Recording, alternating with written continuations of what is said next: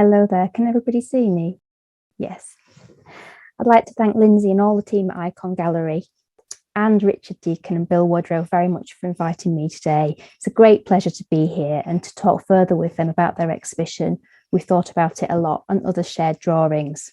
As Lindsay mentions, Richard and Bill have had substantial and long-standing careers since the late 1970s. And as independent artists, they've made an astonishing and enduring contribution to the field of sculpture, working across a range of materials. And for half of their working careers, they have worked together. And it's interesting to observe how they've worked across a range of materials, from bronze, lead and glass to mixed materials. And most recently, of course, they've been collaborating on this series of drawings for this exhibition, made before and during COVID-19. I've got a series of questions to ask, focusing specifically on the drawings, but also on wider implications of collaborative working. And as Lindsay mentioned, there will be time for questions, so please do add them to the chat. But I want to start by looking at this piece called Democratic Process from 1990, because 1990 was the first year that Bill and Richard worked together. And I want to start by asking you how and why this collaboration came into being. Can you introduce why you decided to work together? There's something I wanted to add to what Lindsay said at the beginning, actually, was that Bill and I have known each other since September 1969, when I joined the sculpture department, when I started at the sculpture department at St. Martin's School of Art. Mm-hmm. Bill was already there. He'd started the year before. So yes. In terms of our friendship and acquaintance with each other's work, there is a very long prehistory to the democratic process, and we had studios in the same block in Brixton, and etc. And we had children at the same time, or similar times, and we both were in the same babysitting club together, and we lived near each other. So there was a lot of interchange between us, and as I recall it, the democratic process started by, if you remember, it was in the early 1990s, there was a lot of activism around the AIDS crisis, and the art world, which was particularly badly hit, there were various people trying to raise funds through auctions, and Bill and I were both invited to contribute to an auction called for Art Against AIDS, and we both wanted to participate, but neither of us actually had a work that we felt was suitable. But then when we were talking, it seemed like a good idea, and I don't know whose good idea it was, for us to make something together, and then for that to be the work which would be sent to the auction, but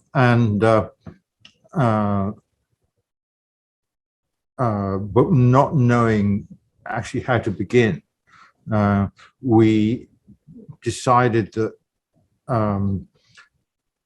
and also although we knew each other very well, it wasn't quite clear whether we could actually work together in the sense of sharing the same space together.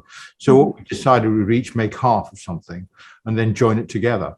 And that so what we needed was a joint, was a connector. And we went off to Homebase and looked around Homebase at various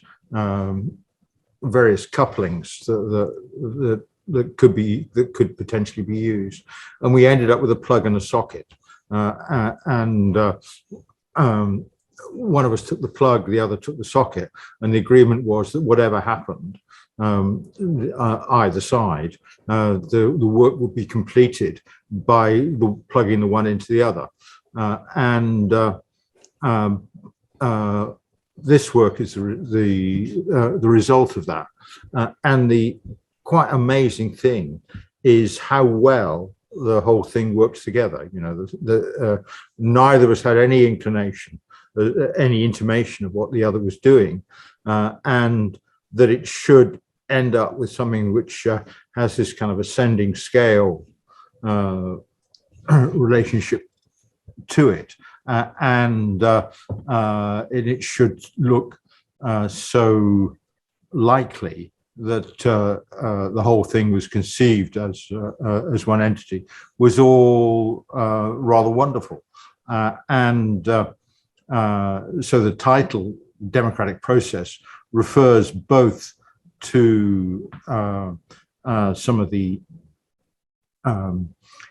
units in the ensemble, as well as the means of its making. I mean, the explosion is a democratic process; it kind of fragments everything equally. Or the ballot is a democratic process, or the kind of rather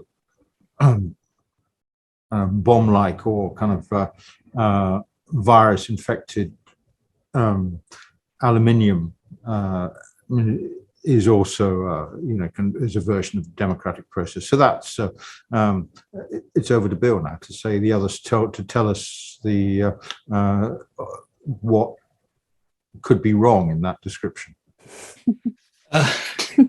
Thank you, Richard. Actually, not a lot's wrong with that description. Actually, it's very concise and to the point, and that's exactly what happened. And I think I would just reiterate our joint amazement at how well the two halves went together, and absolutely not knowing what each other was doing. It's a work we are very fond of, but strangely enough, we have no idea where it is at the moment. And the only thing that I've been able to come up with in terms of what's happened to it was that it was part of the devastation in the Montmartre warehouse fire. Okay. I think it might have been in storage there. Yes. But that's it. So that's a slightly ironic ending to a democratic process. Yes. It's interesting because since 1990, you've worked together really consistently, and often it's an exhibition opportunity that provides the catalyst. And in terms of this latest exhibition, if we look at the next slide, I believe that Ikon Gallery came forward to you with the invitation, but why did you decide to focus exclusively on drawing for this show, please? Well, I think quite simply, we've never made drawings together before. We both draw a lot individually, and all our previous work had been three-dimensional sculpture. And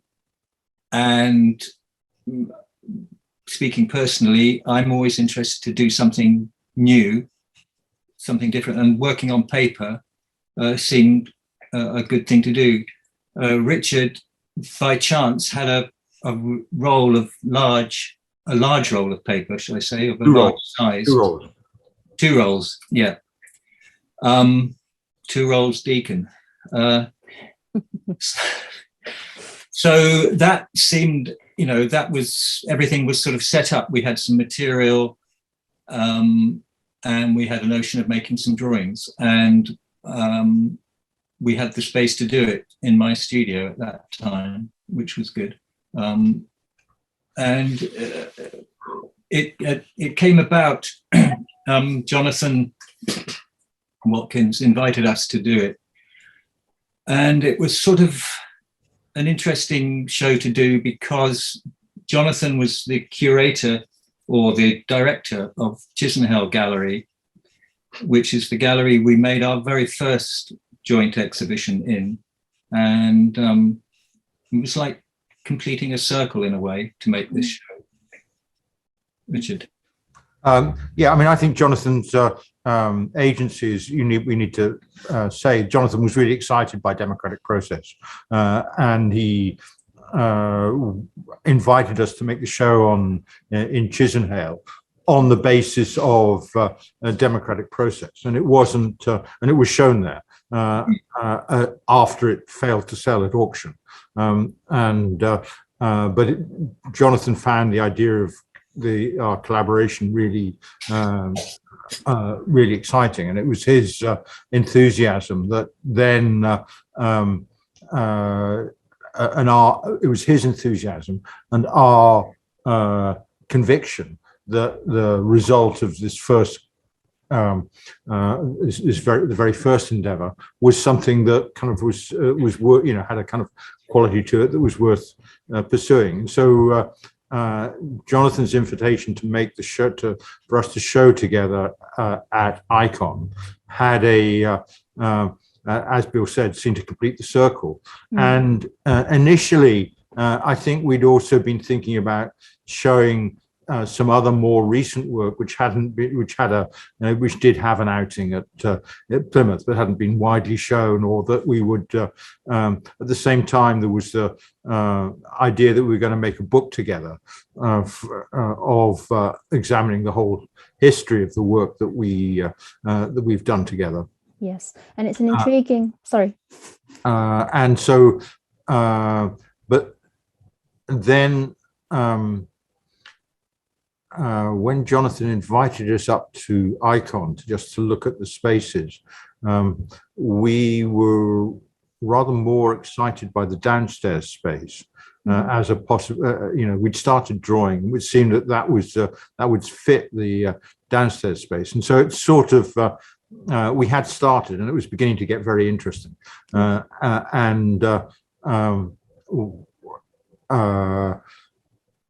kind of snowballed from there, really. Yes, and the title is in itself intriguing, isn't it? We thought about it a lot, and did that came from this drawing? Could you comment on this drawing and its relationship to the wider show? It wasn't the first drawing. It was probably somewhere in the middle. It was this sort of the working process. It was started, and the title comes from. I don't know if you have a detail of this. No, but maybe you could describe it. Well, within the sort of irregular grid of the brown marks, there are drawings of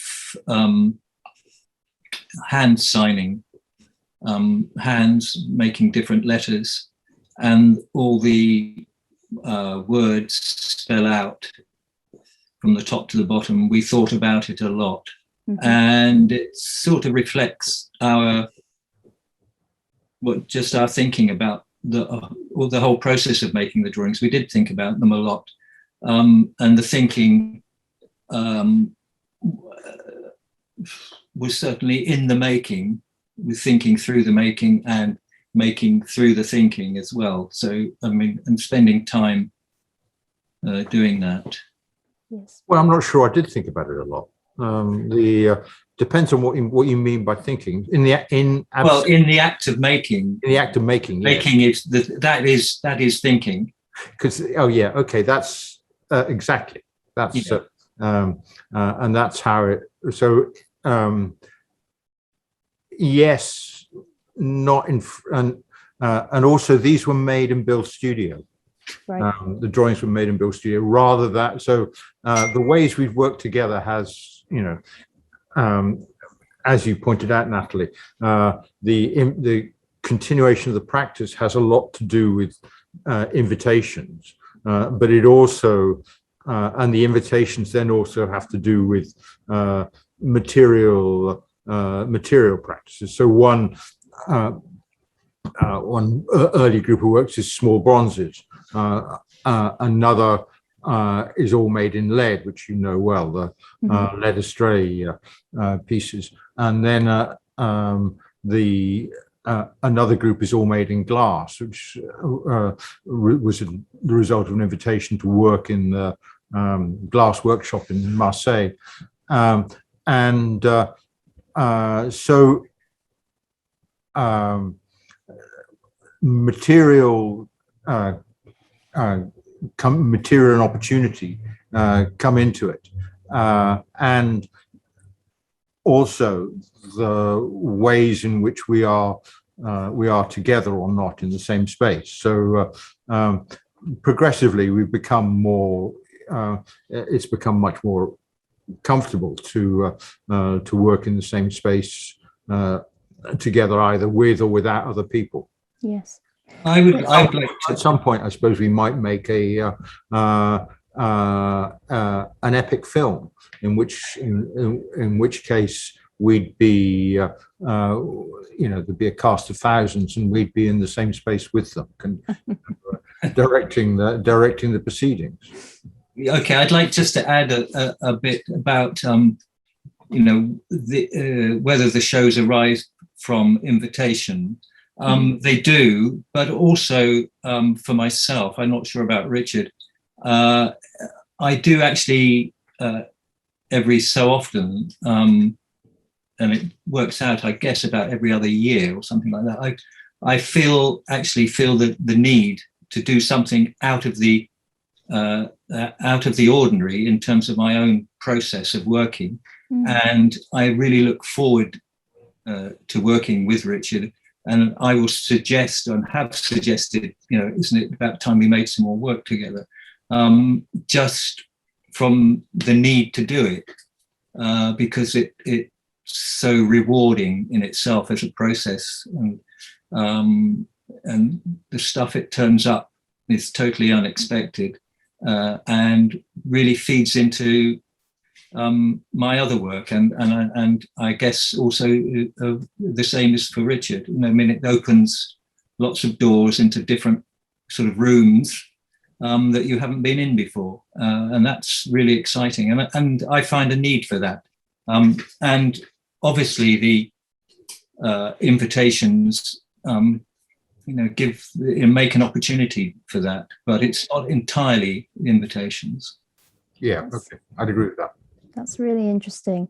But in a funny way, sharing a drawing feels like a much more intimate thing to do than perhaps working on a sculpture together. Drawing, one often associates with being quite a solitary activity where ideas are sketched and shaped, this idea of the relationship between the mind and the hand at work. So does working collaboratively on a drawing feel different from your sculptural collaborations? Well, actually, when we were setting this talk up, and I put this screen up behind me, just to, it then triggered a whole lot of memories for me, because I would say that that in fact I learned to draw by watching television, and Adrian Hill presented Sketch Club from 1957 to 61 on BBC, which I used to watch. Adrian Hill was a lovely man. He just presented it with dressed up in with a bow tie, and he talked to the people, talked to the children that were watching them in a serious way about drawing, unlike the odious Rolf Harris with his, with all the kind of the baggage that we know about with Rolf Harris now. But Adrian Hill's programs were extremely informative. So there was what you say about drawing as being a solitary activity is true up to a point, but it's also, I would think, in my own history, there was a sort of sense in which I understood drawing as something which could be communicated between people, and also when I used to draw slightly later. There was the art teacher at school actually would draw on the on the piece of paper. People stopped doing that now. They don't really do that. But he would suggest that actually there could be other ways of doing things, and he would mark up your, cannot mark, but draw things for you on your, so that, and also when you use drawing, okay, three of you are sitting around trying to work out how to make something, then drawing is a shared language between you. Yes. I was just thinking, Richard, about the conversation we had just recently about teenage drawing that came up, and you mentioning Sketch Club with Adrian Hill, and for me and for you and probably most artists, drawing is really important in some form or another. And I can't remember a time when I haven't drawn, even as a child, and then as a teenager, and then onwards. And the interesting thing that I thought about in this last conversation was drawing as a teenager, or as a young teenager, was a way of owning something that you couldn't have. So you know the things. And I made the example of I was kind of mad on motorcycles, or wanted one, but I was far too young to have one. So I would draw them instead. And that was a very rich sort of process, because there was this dialogue between your thoughts and the paper going on immediately, and things you'd want. And I think that's continued on in a way. It obviously changes over time, the older you get. But I probably could still draw things that I would like and not be able to have. They're such lovely reflections, and I'm interested in what you say, Richard, about the tutor coming and drawing over your work or adding to it. And I wondered if between you'd ever had any kind of disagreements on the paper, or wanted to scrub something out, or how do you work around each other on the page? Well, I think something that we've mentioned before is that when we made these drawings, one person would work on the drawing at a time, but we'd both be in the studio together, and we'd be watching, or we'd be working on 2 or 3 drawings at once. And it was an absolute given that once it was once you gave up the piece of paper to the other person, that person had full control. There was no, you weren't in possession of anything. It was not your property. So it could change completely. It could be obliterated. What you'd spent 2 hours or 3 hours doing, or half an hour or 5 minutes, could be obliterated and totally changed. And that was absolutely okay. And that's part of the process, and a very enjoyable part of the process too. Richard, do you have any further thoughts on that? As they got towards the end, there was a bit more kind of conversation about whether something more needed to be done to this or that drawing. Most particularly, if we can slip to the one that's landscape format with the it'll come up anyway. So the occasionally it was obvious that something was finished. Some others needed to be turned over or turned upside down, and that was a much more discursive process about what was going to happen next. In this one, for example, Shroud, there are bits that were collaged onto it, and some fragments from another drawing that was cut up that are stuck onto it, so it wasn't only just the drawings that were going on. There was also bits of waste paper and paint rags or rejected bits from other drawings, which would occasionally come back into the work as or into play as possible elements to be included in the drawings. And I mean, obviously, these drawings were conducted during a major global pandemic. I mean, how did that affect? No, they were mostly finished before. Mostly finished before. Mostly finished before. The last session we had together was in February 2020.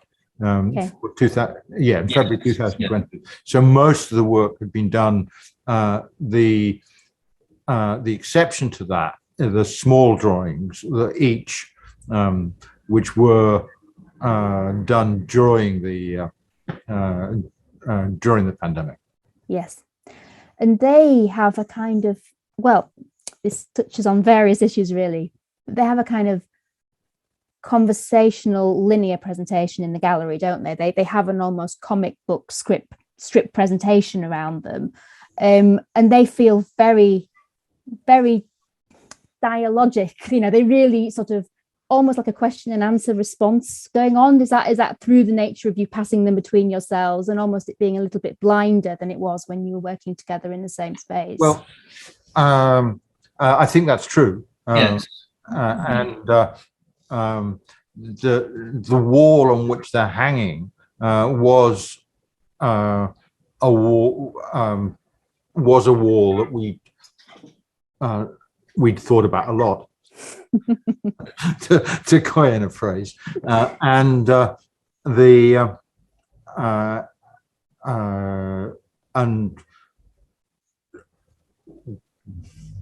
at some point, I mean, I think that we had considered making one huge drawing to cover that wall, mm-hmm. or making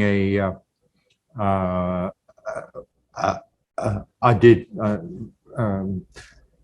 did also think about a presentation like a comic book, and actually Bill did a show at Camden Art Centre a long time ago, which had drawings which had quite big drawings hung very close together, and I thought that worked very well. Did work like a page from a illustrated book of some sort.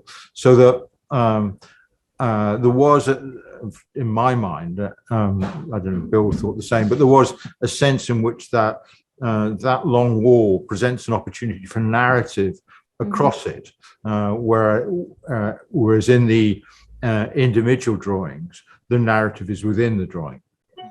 Mm.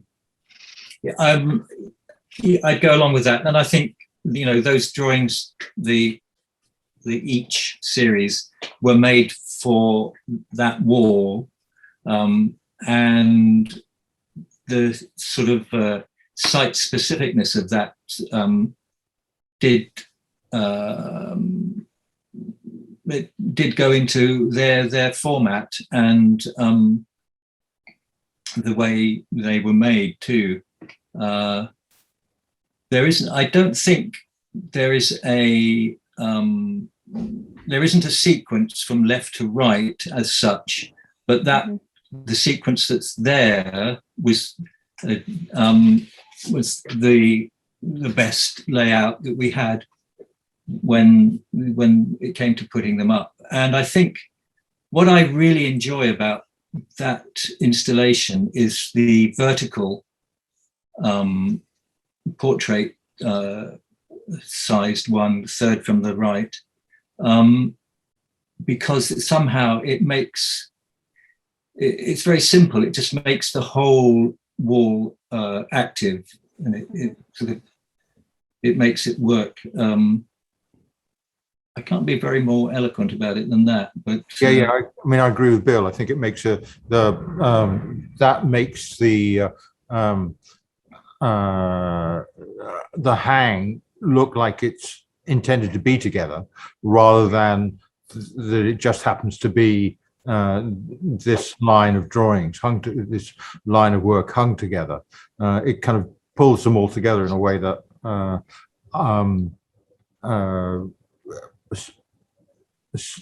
works, I think, very well. Mm-hmm. It's interesting that many of the drawings were completed before lockdown, because I think one of the interesting sort of themes around the show is around sort of boundaries, edges, bars, grids, almost a kind of enclosures in the drawings formally.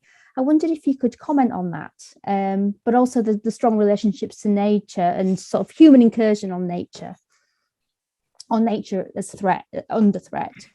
Well, I think what's interesting is that the drawing starts and there isn't a preset of rules about how to go about it. You know, we wouldn't go, oh, we must put a board around this one or something like that.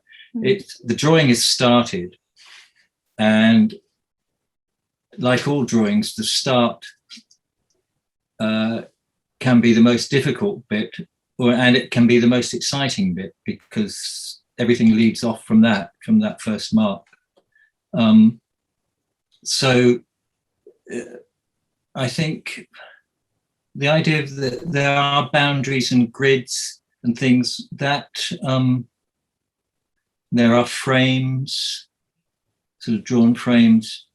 I hadn't sort of considered that at all before. Actually, that's quite interesting. I mean, there's some are obviously more obvious than others, and the big drawing called "Don't Fence Me In" is quite,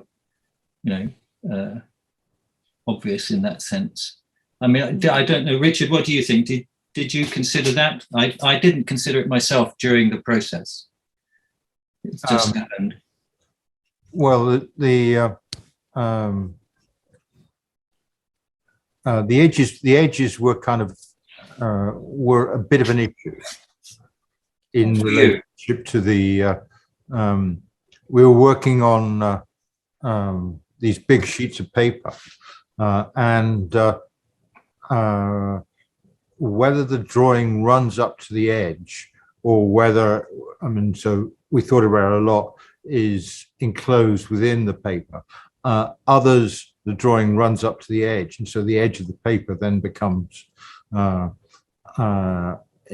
And the sheets of paper were needed to come into play, and there are somewhere the sheets of paper have been sewn together in the process, and so the paper, I think, needs to play a role, and it was the fact that I happen to have these rolls of paper is one thing, but then dividing the rolls up into sheets, but these are quite big sheets of paper to work on, and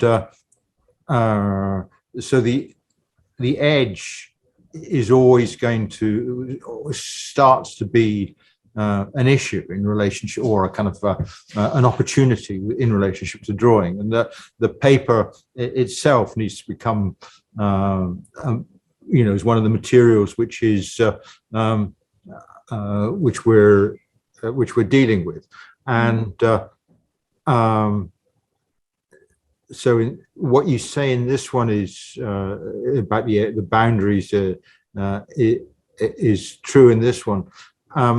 That in relationship to the way in which animals feature within the works, I mean, there are, but in the conversations that Bill and I have between ourselves, our shared love of the world around us, and the ways in which it's either despoiled or compelling is part of our discussion, in the same way as the music, in terms of the titles, refers to a kind of shared ways in which we experience the world. I'd like to say one thing about the term natural world. We both have an interest, and I'm glad you said it, Richard, in the way you did. You said we have an interest in the world around us, or because I think too often that people say, "Oh, I'm really interested in nature or the natural world," and they say it in a way that excludes themselves from that, then as if they're not part of it. Whereas I think all my thinking is that everything on the world's surface is the natural world, whether it's industrial or whether it's natural vegetation or whatever. There aren't segments of it. Everything, technology is part of the natural world. And I think that's an important thing to make clear, because if you start separating out the natural world and us, then that's a real problem for me. One thing that really speaks to me about these drawings, despite these grids, these kind of boundaries, is that the sort of energy and freedom comes out. I think this is a really good example. There are boundaries, there are limits, but there's an energy, and it feels like almost like a relationship between control and chaos, but in a really sort of creative way, which kind of sparks with some of the things you're saying about how you work, sort of giving people freedom to throw everything out of the window if need be. I just wondered if you could maybe comment on that sort of energy that emerges through the drawings. Well, I'd also just like to speak a little bit about this drawing in particular, because this is an example of a drawing which has on it collaged elements which come from the studio. It has its edge has these. If you look closely at it, you can see that there's markings around the edge which are like as if it were a ruler. And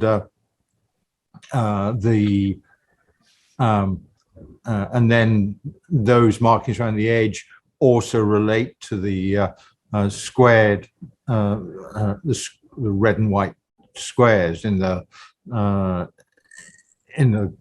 pattern parts of the drawing. So that and actually, I can't even remember how this drawing started, but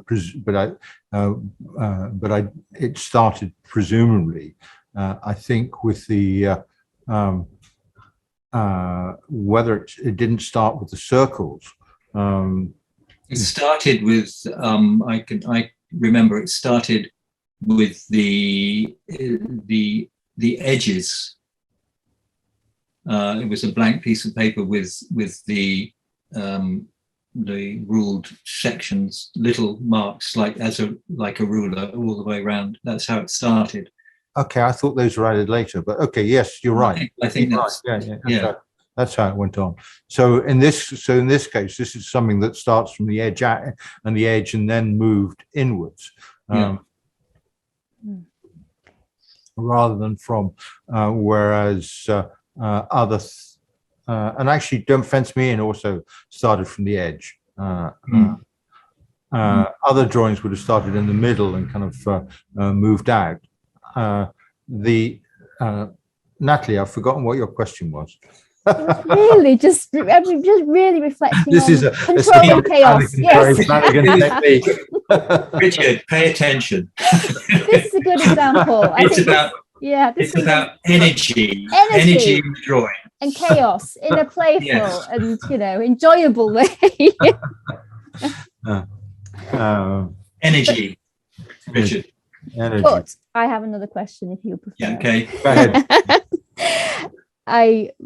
Maybe a little bit of a cheeky one, but there's a sense of borrowing. You've talked about borrowing from different sources, and I think there's even a bit of a cut-up t-shirt of Che Guevara from your student days, and I think your reference to the titles with music taken from borrowed sources. And overall, I get from this some of those kind of memories, perhaps of sharing a studio together, listening to music on the radio, raiding skips.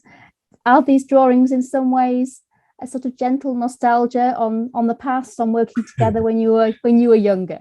Well, nostalgia ain't what it used to be. My answer to that is no. Okay. They are of the time they were made, actually, I think. Yes. They do, as you say, include a bit of an old T-shirt, but that just happened to be there. Right. It wasn't, it wasn't looked for in that sense. Yes. Well, it happened to be part of the material of the studio. Yeah. Well, it happened to be there, but it did, but it also is evocative. I'm not going to deny any of that. But I won't say whose it was. And we've got a few, maybe chance for one more before we go to questions from the floor. But maybe it would be interesting. Following up from your questions about nostalgia in relationship to Shroud, this is in black and white, and others things are in color. There could be a way in which you address the question of why this happens to be a black and white drawing, and the shaft, for example, is multicolored or whatever. So yes, the image is in the image is on the T-shirt. It is a particular an icon of a particular moment, but also the image uses black and white to make a point, and if you look at that image, the star on Guevara's hat, you see it as a star, but actually it's just a white space in the drawing, and or his face is white. So the black changes the character. The black changes the character of the material in which it's on. So you read it as fabric, and then when you get to Guevara's face, you read that as face, and that's the magic of drawing. That within an enclosure, you get a change of materiality that is a consequence of the drawn line. I would just add to that very briefly that we can talk like that about the drawing after it's made, but whilst it's being made, that those sort of thoughts aren't directly going through one's head. You're just making the drawing, thinking through drawing. Yes. So we can be very eloquent about that afterwards, but not. It's a different language at the time of making the drawing. Yes. Does that figure you? Yes. I think that's a really nice place to stop and to invite some questions from the floor. I think Lindsay's going to come back in the room to join us. Thank you. Thanks for inviting me back in, and thanks for your talk. You're welcome. Nice to see you, Lindsay. And so I have a question here, and it's about authorship and artistic identity, how these are at play within your combined practice, and also within wider artistic practices as well.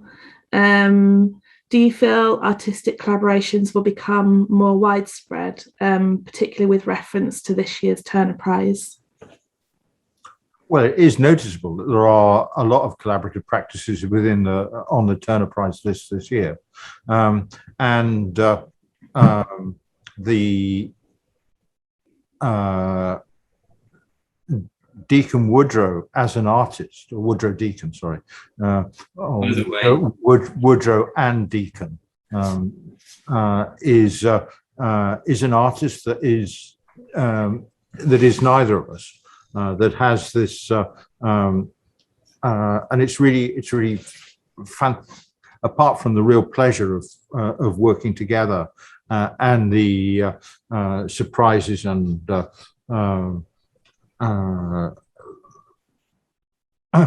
places that it's taken me to in my own work, the fact that there is this artist that's neither of us, Woodrow and Deacon, who has a career that and you know, substantial body of work with publications, etc. It is, and that this person, Woodrow and Deacon, in a way doesn't exist. I think is really extraordinary. So that apart from the wonder of the collaboration itself, there is this fact, this extraordinary thing which we seem to have created a third artist, and that's and who might well march off and do things independently. Mm-hmm. I don't know what Bill thinks. Well, I think the collaborations aren't a new thing, and I think there are a lot around at the moment. I think the important thing is what they produce. If they produce good things, then they're good collaborations. But it's not necessarily always the case, and it's. I'm not quite sure how to put it. It may be that it's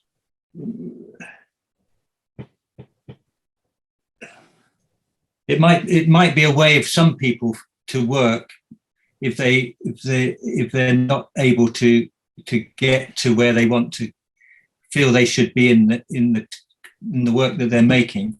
To work with other people is probably a really good thing to do, because it gets something going that they maybe are not able to generate themselves. Yeah, I also think you've got to park your ego. Yeah. It's, Quite if you're a team, you have to be a team player. Yeah. In that sort of cliched sense. And is it I'm interested in, obviously you've both made work for many, many years, and working as an established artist, so to speak, can that come with limitations of people expecting you to make a certain thing, or people having in mind what they want you to make? So does this collaboration actually free you from some of that baggage? Is it a liberating collaboration in that way? Shall I go with that one, Richard? Okay, just briefly. I think that's, for me personally, that's something that I've always tried to do anyway, and not make branded, what I would call branded work, or which I might have done at the beginning of my career, but sort of later on, or it's been very important not to have those pressures, or to avoid those pressures. It's just, that's it really. I don't mind being branded. I don't mind that, and I think it can be positive in some ways. And I think there are the capacity to step outside it is kind of is very helpful. Being established, just having some sense of being established does also create opportunities, and credibility for the things you do. So it's, it is,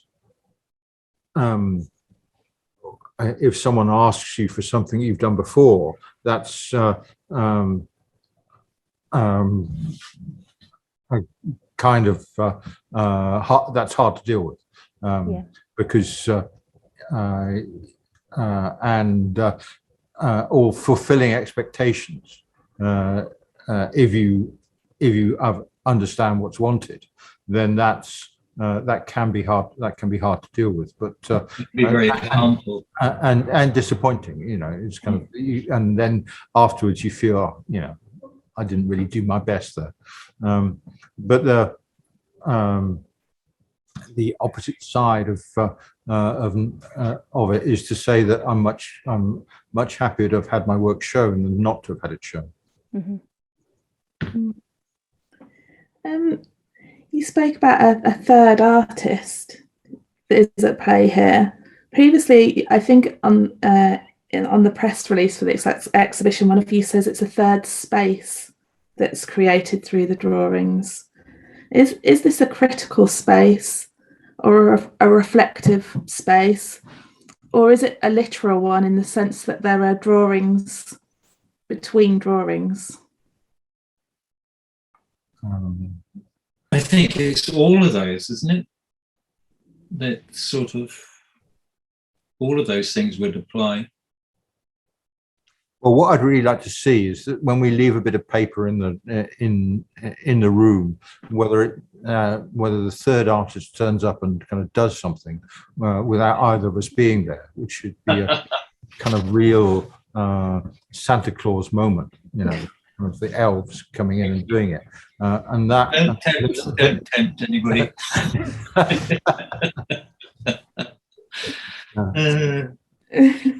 And that it would be kind of interesting if there was a sort of miraculous appearance. So then it would be a third artist, whether it's a critical space. That I don't know. I mean, some aspects of the question I can't really answer. The ghost of drawings past might appear. Yeah. In terms of other artists' drawings that you admire, is there somebody, if you could choose someone to be that third artist, or invite a third artist in, contemporary or historical, is there one that you might consider to bring into the relationship? Poussin's drawings are fantastic, and his use of the white paper is just really incredible. And then the other ones would be mescaline drawings. Who did the mescaline drawings? Pass, but Poussin would be the one from me. I would say it's strange because I would never think in those terms, but what came to mind almost immediately was Agnes Martin. Yeah. Twombly.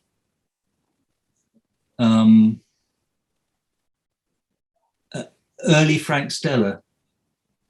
I don't know if he made drawings, but certainly the work. Are you referring to Henry Michaud? Yes. Yes. Yeah. Mm-hmm. Henri Michaud. Yeah. The mescaline drawings. Fantastic. Yeah. And the idea of a third, out of himself, is really quite put into those drawings as well. It would be great to get everyone in the room with that collaboration. Well, I think that's we've come to the end of our talk, but thank you so much, Natalie, Bill, Richard. Thank you so much for a really insightful talk this afternoon. And just to say thank you also to our audience for joining us and for your questions. Yes. Yeah. And we have the exhibition is open at Ikon until Sunday, the 21st of November. So please come along and see the show. We also have it online, as a 3D scan. So if you're not able to come, please do go on our website and explore the exhibition remotely. Have you been able to do that, Bill and Richard? Have you seen the scan? I haven't done that. Yeah. I will go and do that. No, I have done that. It's good. Anyway, thank you for everybody for making this happen.